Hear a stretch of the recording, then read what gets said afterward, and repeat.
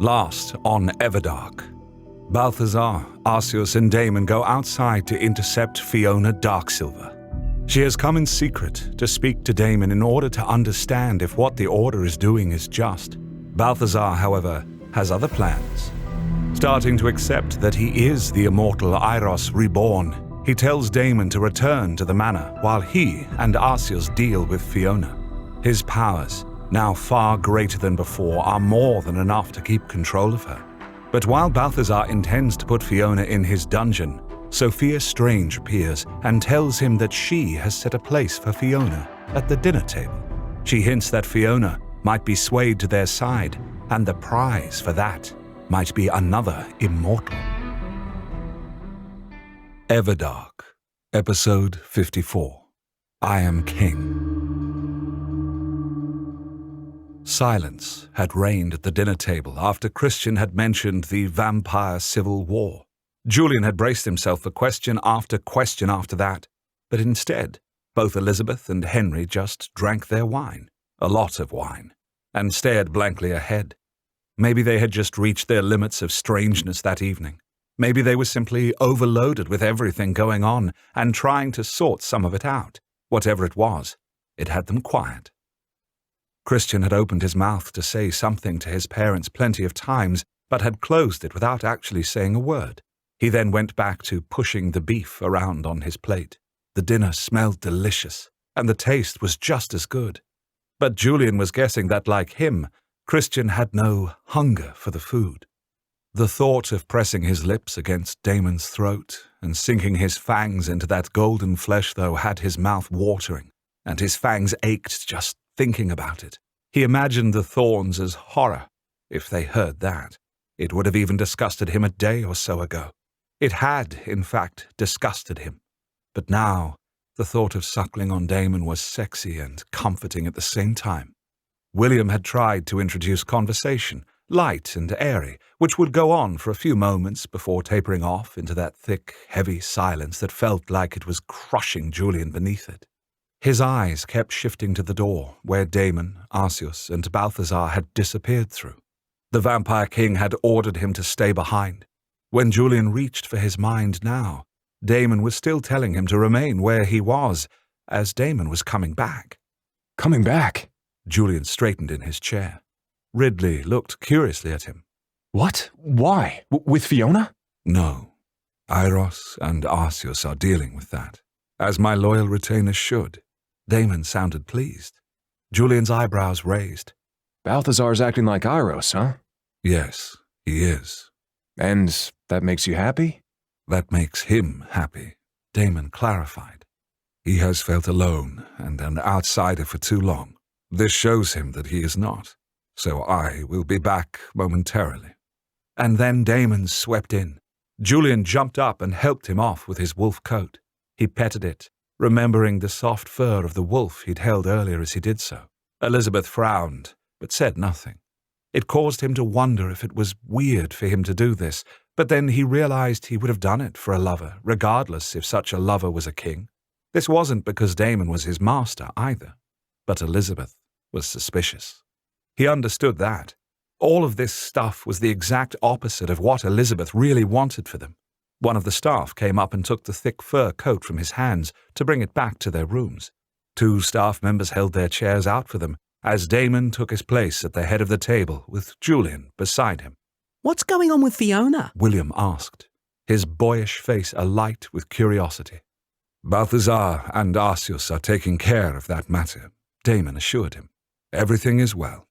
Sophia gave one of those anime smiles at him which caused her eyes to close. Balthazar is growing up to be a real boy. There were chuckles around the table, but they were kind. They owed their current lives to him, and there was a wave of affection for him. "Who is this Fiona?" Henry asked. Julian didn't know much about her, but Isabel did and answered. She was Arceus's mentee in the Order. That's the name of our religion, if you recall. Both of them are confessors. "That's the equivalent of priests, though our priests are warriors and enforcers of our law," William clarified. "Warrior priests?" Henry's eyebrows lifted. Arceus does remind me of those old-time berserker warriors. He was in his first life. Isabel told him brightly. Henry's expression grew wondrous for a moment. That's amazing. To be able to speak to him about his first life, to know what it was like to live then.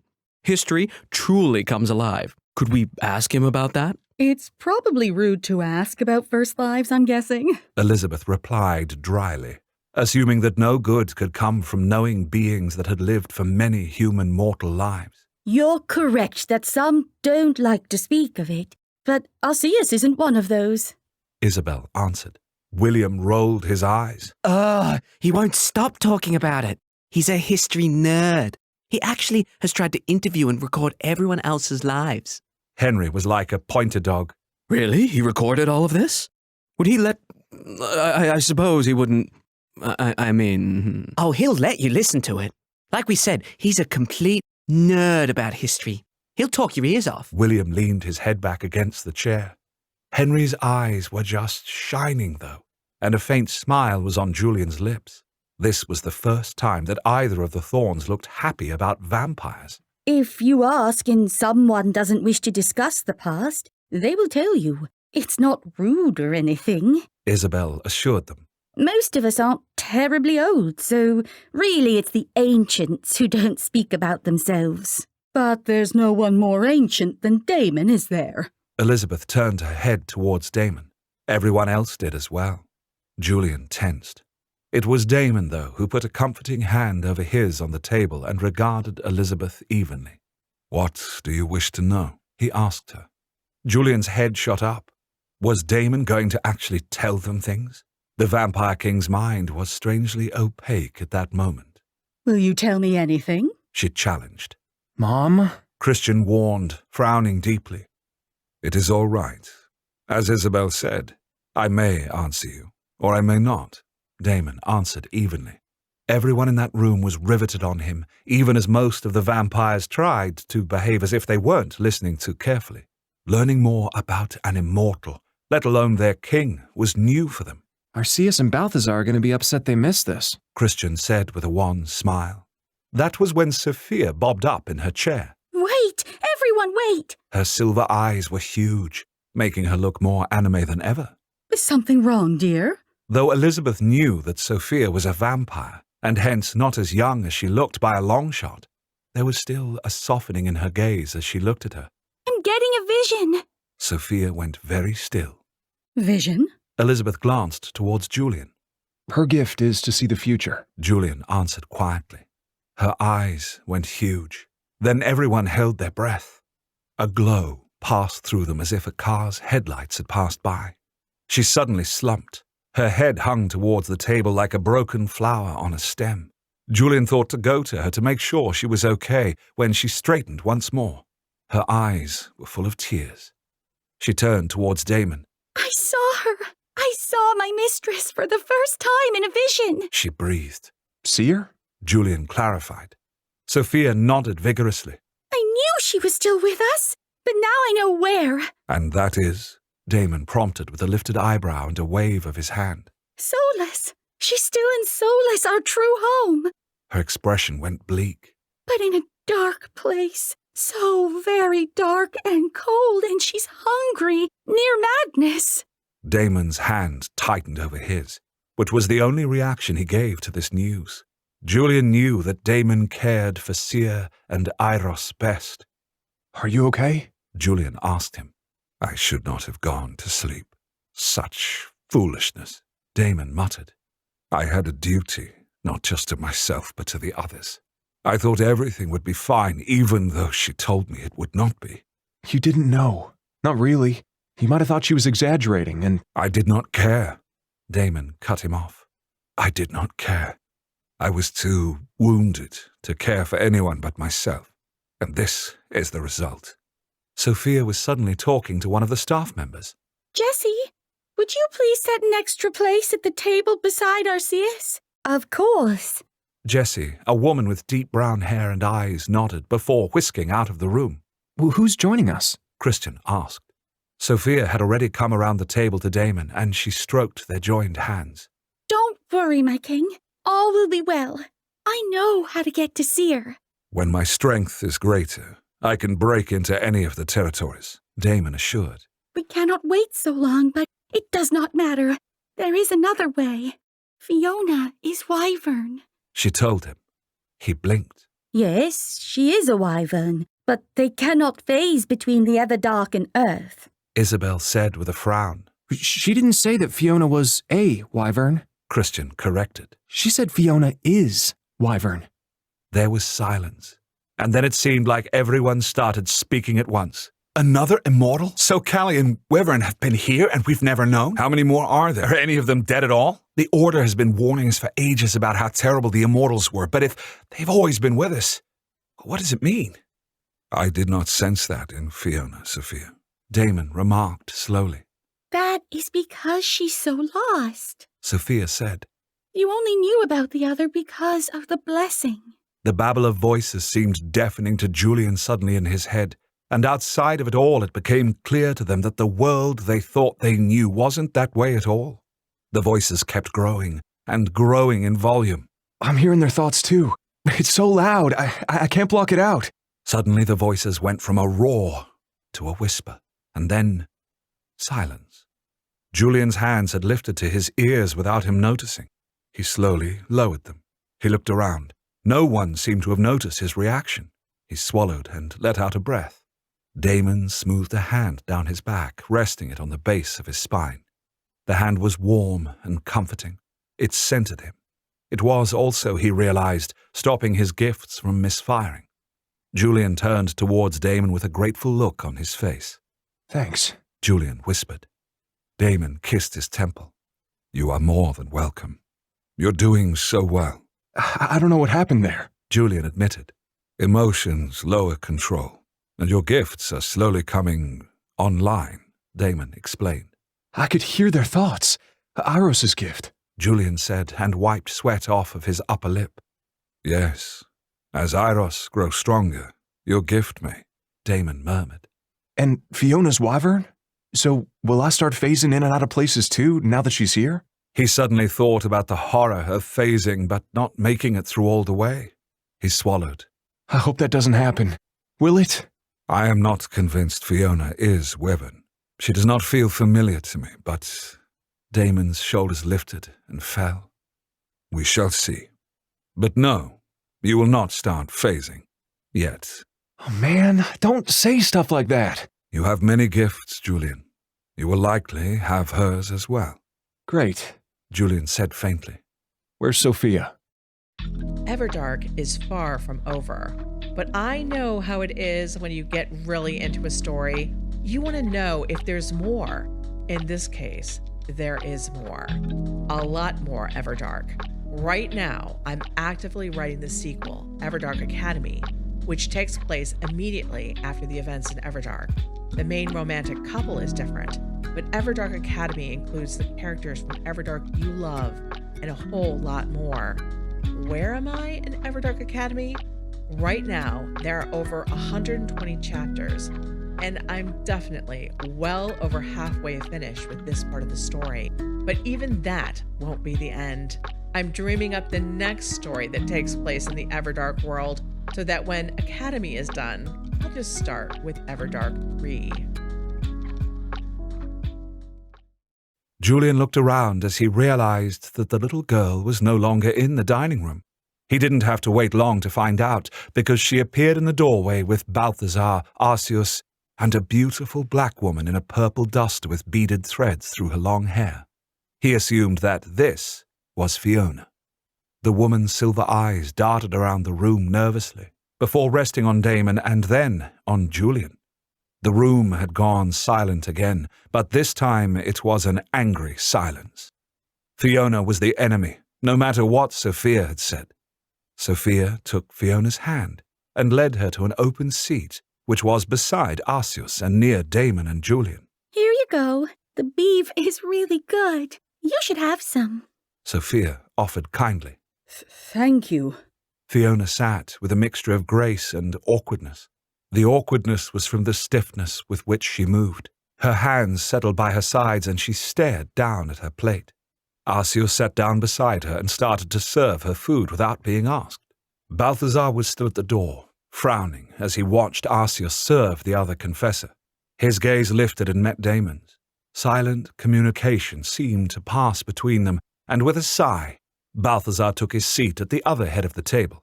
He drank his wine moodily until Christian took his hand, and then he brightened. Everyone was silent until Elizabeth spoke. Daemon, you said that I could ask you some questions. Is that still the case? Balthazar looked like he had swallowed a lemon. He clearly saw how badly this could go. But Daemon waved a hand through the air to tell him it was fine. The vampire lord's eyebrows rose in surprise, and then he shook his head with a rather wry look on his face that said it was Daemon's funeral to let this go on. Julian rather felt the same way. But you do now? He asked. You wanted me to give her a chance, Daemon pointed out with a small smile. You were asleep for some time, weren't you? Elizabeth asked. Long enough that I became a myth. Daemon inclined his head. Fiona looked over at him quickly, clearly eager to hear what he had to say. Julian turned an appreciative eye on Elizabeth. Maybe she wasn't just going to ask for herself. Maybe she was sensing what was going on here, and she was going to get to the heart of it. And now the vampires are governed by a council of some sort, and the Order, and the preceptor Caemorn is the head of this? She asked. That is my understanding. Daemon agreed. And Fiona serves Caemorn? She looked at Fiona. I serve the Order, and Caemorn is our current preceptor. Fiona clarified. But that clarification might have meant something to her, but Julian couldn't see that it mattered. His only encounters with the Order had been bad, at least outside of Arceus. But Arceus had been kicked out of the Order for taking Balthazar's side, and so Julian didn't think he was representative of the group. There was this Fiona, who had spied on them, and the two other creep confessors that he had beat up the other night while they were attempting to kill Elizabeth and Henry. The Order doesn't like it that Daemon is back, I take it. A mythic king returning would imperil the Order and the Council, I'm guessing. Elizabeth asked, putting it rather succinctly. Fiona's silver eyes shifted to Daemon, then back to her plate. Perhaps, but there are greater questions here. It would be unreasonable of us to simply give ourselves over to his rule even if, well, we don't know. She cleared her throat. We fought a war to overthrow the immortals who were enslaving us. Daemon wasn't a part of that, but... A war against yourself? William muttered. What? Both Fiona and Balthazar snapped. William curled low in his chair. Nothing. Balthazar frowned. Fiona looked perplexed.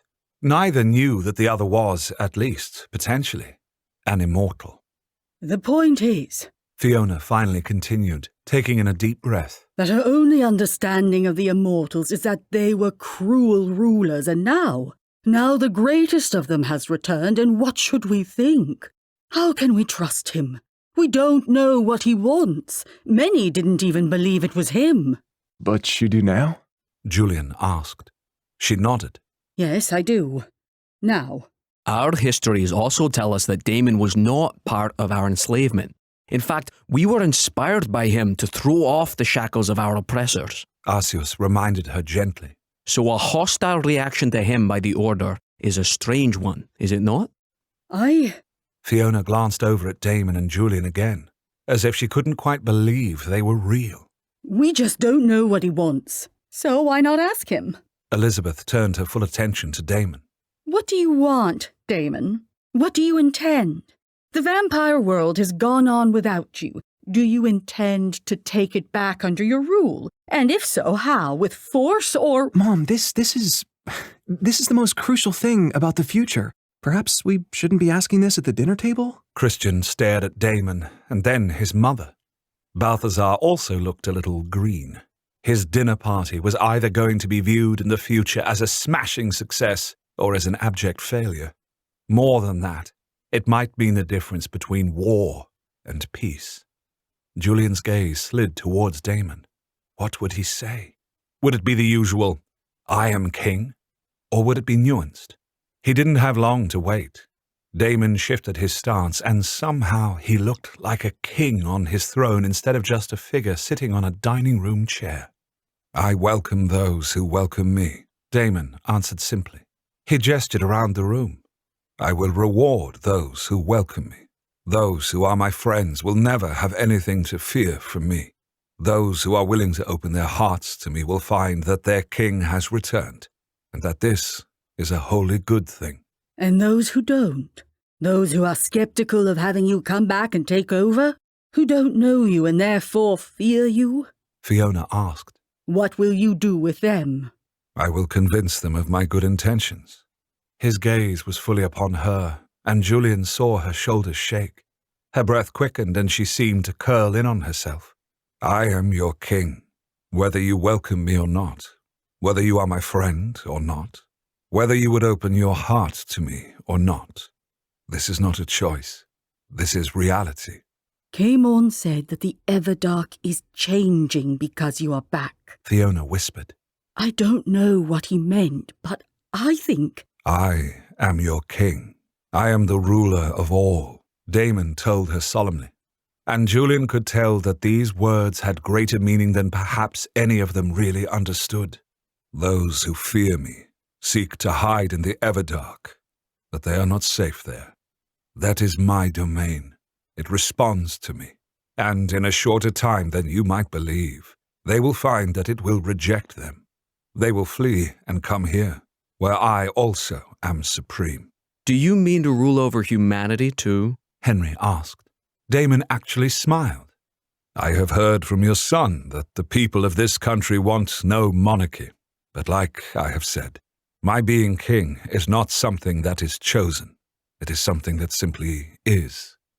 Unlike the Order, I have no need for slaves. I have no need to be worshipped. Fiona gave a start. How do you know about the slaves? We didn't speak of that until after you left. He can read minds even better than I can, Fiona, Balthazar scoffed. He waved his wineglass in the air, the blood-red liquid sloshing against the sides. Just so the rest of you know, the Order has decided to take blood slaves and imprison them in solace. There was a murmur of shocked voices around the table. They believe that they can withstand a siege this way, Daemon guessed. Or perhaps it wasn't a guess, but something that he simply knew. But they cannot. If you are king, then you have all the gifts. Why can't you phase into Solus like I phased out of it? She asked. I can. But the other immortals placed locks that were set to thwart one another and me. But those will not keep me out for long, he told her. Fiona fiddled with the napkin in her lap. The Order and the Council are afraid of you. It is why they are doing things that are against our principles. Fear does that to people. You are afraid, yet you are not doing those things. Arceus pointed out. You are here. She's done enough. She's spied on us, Balthazar reminded him. And maybe she knows frickin' frack in our dungeon. You have a dungeon. Henry looked alarmed. Arceus shot Balthazar an "I told you so" glance. Who are Frick and Frack? Fiona asked. They're confessors who were sent here to kill people we care about. Julian answered, not mentioning it was the Thorns, and hoping that they wouldn't figure it out. Just like the ones that killed my parents. That was said tightly. His throat suddenly closed up. He watched Fiona's expression carefully. She did not look surprised. Not exactly. Almost as if what he said confirmed something for her. Anything that was done was to keep our people safe, she said. Oh, please. You honestly believe Daemon cares about anyone but himself? And maybe Artemis? It's ridiculous, Balthazar scoffed. He doesn't even believe in the faith he's the head of. Look at the way Arceus gazes at Daemon, and anyone here that has faith does. It's with awe. Because he's Daemon, but not Daemon. No, Daemon scuttles under a rock and sends people out to try and kill the king. Fear. This isn't fear, Fiona, Balthazar snapped. Not fear that Daemon's going to come and enslave everybody. This is fear that their power is going to be taken away. We don't know, that's all, she insisted, her voice rising almost as if she was trying to convince herself of this. It's not that way for me, anyways. I'm here because I want to know what Daemon intends, and I'll let the others know whether I think he... Because your judgment is so fine. Balthazar shook his head and leaned back in his chair. Christian patted his arm, which seemed to only mollify him a little. I am trying to do what is best for our people. She shouted at him. No, you're serving fucking Callie, he shouted back. One of her hands went to her throat. But you said Daemon isn't Callie, so... Balthazar's eyes blazed. Are you serious? Daemon is of the Callie bloodline. Daemon serves Callie, and Callie has a plan. Suddenly, after millennia, one freaking Callie bloodline vampire decides to join the Order. Then he rises in the ranks, too fast, by the way, and becomes preceptor, which is crazy because we all hate Callies, so he didn't win any points by being a good guy. Then, what happens? He starts to institute changes, killing humans, like the Harrows, who find a whole new Everdark city. Oh, and let's keep that quiet, even though new cities in the Everdark are rarer than pleasant suntans for us. Houses have to send their best and brightest fledglings to the Order, whether they have the calling or not. Now he has blood slaves in Solace. What's next, do you suppose? Everyone should be glad that Daemon is here now, no matter what you think about immortals. You need not worry. Daemon's voice was rich and deep and soothed some part of Julian. He wanted to curl up with Daemon when he heard that voice. The others turned to look at him as if they too were comforted. I will deal with Callie. You will all be safe. You can't take on everyone by yourself, Daemon, Balthazar objected with a frown. Unless you intend to use Armageddon, if that exists, and if it's as powerful as they say. Daemon's eyes glowed. I am king. You will see what that truly means. Join us next time for episode 55, The King's Pleasure. Right now, Everdark Academy is only available as a written serial story for my members. In the future, that may change. But that's going to be at least a year from now, if anything happens, since I still have to finish putting out Everdark itself.